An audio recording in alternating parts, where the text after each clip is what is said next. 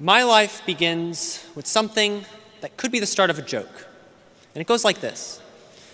A Christian, a Muslim, and a Jew walk into a bar.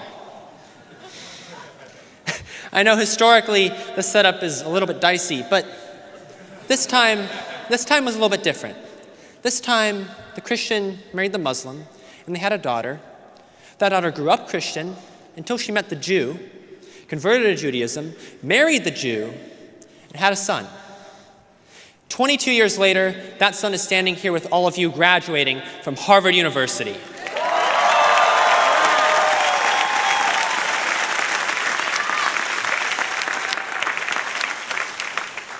I am a proud Jew.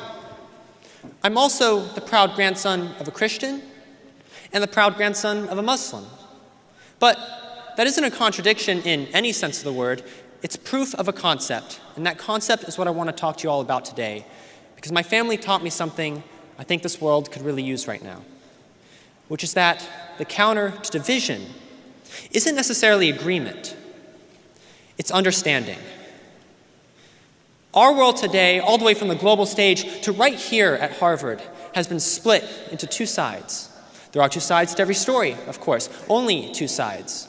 Two sides to every conflict, argument, disagreement. Good and bad. Give and take. Right and left. Progressive and conservative, capitalist and communist, oppressor and oppressed, rich and poor, US and China, US and Russia, Russia and Ukraine, Israel and Palestine, Israel and Iran, US and Iran, US and Israel and Iran. All in binaries. At least they're presented to us in terms of binaries. Here's this issue. What do you think? What side are you on? Come on, where do you stand? Who do you stand with? In my family, well, my family wouldn't exist with that kind of approach. My grandfather's one, a Pakistani Muslim who grew up in the middle of the Indo-Pakistani War of 1947. The other, a Jewish refugee of the Holocaust, met many times over the course of their lives. As you might imagine, they disagreed on a great many things. And yet, one of the main memories I have of them growing up was seeing them sitting together at a coffee table, discussing everything under the sun. And when they weren't in close proximity, I remember hearing their voices over the phone as they called my parents, always remembering at the end of each call to ask about the other, how they were doing, what were they up to. Of course, there are many differences that they never resolved, but still they acknowledged each other, they cared for each other, they stayed in contact, and they debated with each other. Their vast disparity in life experience, viewpoints, ideology, faith, and beliefs. A point of contention, yes, but not a point of division. And yet, somewhere in between their generation and ours, something in the conversation shifted. The debates got louder, the noise got louder, the listening stopped. It got harder.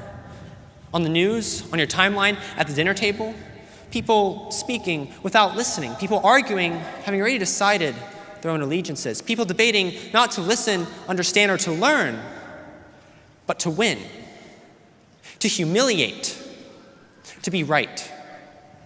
And somewhere along the way, the person sitting across the table stopped being a person and became an obstacle. Now, some would say that there are in fact people in this world for whom understanding is neither owed nor even worth the attempt. People whose very irredeemable actions or beliefs place them beyond the reach of dialogue. People who indeed have become nothing more than obstacles to the greater good. And maybe that's true. Well, my grandfathers survived the atrocities of war and worse, and they knew better than anyone that people can do monstrous things. They also knew the most terrifying fact of all, which is that the peoples doing those monstrous things, they were human. Not forgivable, not necessarily redeemable, but human. Terrifyingly so.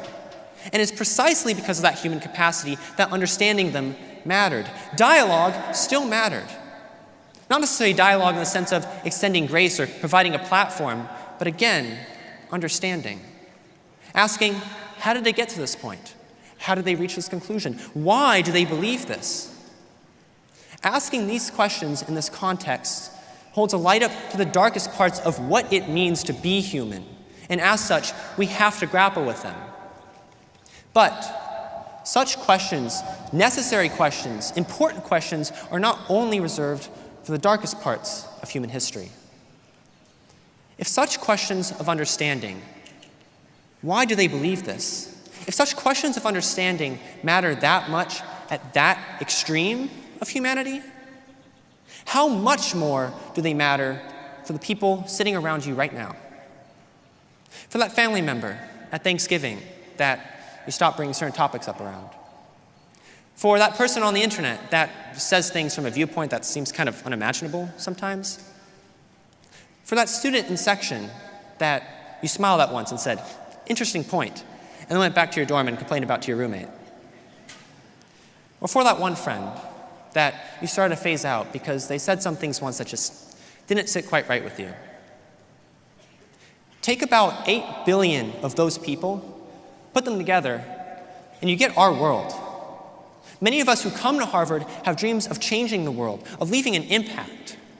But you cannot change a world that you refuse to understand, to talk to. You cannot convince someone of something if you do not understand them first. Peace through understanding can survive conflict, while peace through agreement lasts only as long as everyone keeps agreeing. In most cases, understanding is difficult. Sometimes you have to fight for it. Sometimes you have to fight yourself and your own beliefs first before you can truly achieve it. It takes effort.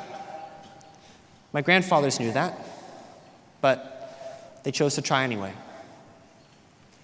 So, as we all go out into an increasingly troubled world and divided world, I want to leave you all with one simple practice. Whenever you meet someone you disagree with, state your case, yes. Stand up for what you believe in, absolutely. But also, ask the other person about their beliefs. Ask them how they got there. Place yourself in their shoes and ask, why do I believe this? Listen like you might be wrong. That is not a weakness or betrayal of your own ideals. That is the hardest and most important thing you can do in a world that is constantly telling you, pick a side. I told you my life begins like a joke. Well, my Muslim grandfather was buried facing Mecca. My Jewish grandfather was buried in accordance with Jewish law. My Christian grandmother was buried with the cross. In a way, the punchline never really came. There was no resolution to the setup. They were all very stubborn, and they held on to their own ideals and traditions until the very end. But still, they respected each other, they chose each other, and at the end of the day, they were proud to be of one family. Look around you right now. Look at the people around you. The person to your right, the person to your left. You're sitting now amongst people of every belief and every background, a family that we have built over the years here at Harvard. Do we agree on everything? Ask the section kid. Will we ever agree on everything? Certainly not. The world beyond these walls, it has all the same disagreements, the same differences of opinion, the same divisions that we have. But I urge you, see the people in your class for who they are as people. Fight to understand them and their beliefs just as much as you stand up and fight for your own. And after you walk through the gates of this yard for the first time as Harvard graduates, do the same for the people of our world. Because in a time this complicated and this divided, understanding and a genuine willingness to look a little bit deeper is how those divisions start to heal. Thank you all, and congratulations to the class of 26.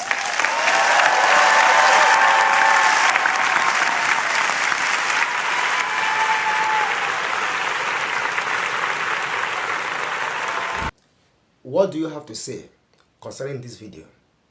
I hope you heard everything. Drop your thoughts in the comment section. Let's know what you think. I really appreciate your time for watching. For more updates like this, subscribe to this channel. See you in the next one, and bye.